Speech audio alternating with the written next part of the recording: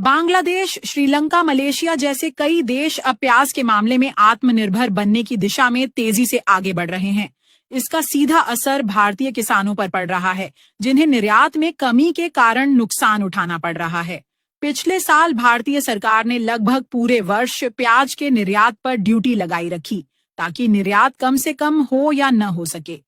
ऐसा पहली बार देखने को मिला जब इतनी लंबी अवधि तक निर्यात पर पाबंदी रही। इस कारण बांग्लादेश, जो परंपरागत रूप से भारतीय प्याज पर निर्भर रहा है, वहां की स्थानीय कीमतें बढ़ीं।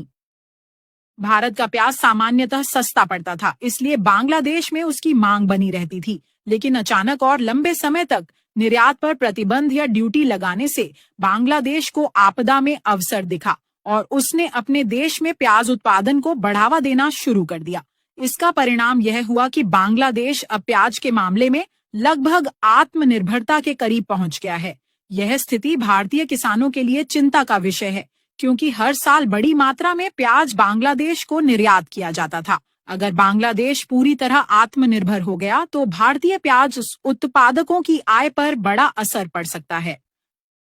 वर्तमान हालात को देखकर लगता है कि बांग्लादेश अब भारतीय प्याज के आयात पर पहले जैसी निर्भरता नहीं रखेगा, जिससे भारतीय किसानों और एक्सपोर्टर्स के सामने एक नई चुनौती खड़ी हो रही है। अमूमन प्याज का निर्यात 4 से 5 महीने में हट जाया करता था, पर पिछले वर्ष अधिक समय के कारण एक्सपोर्ट में नुकसान देखने को मिला है। प्याज निर्यात को लेकर अगर अहम फैसले फिर से लिए जाए तो इसको समय रहते सुधारा जा सकता है।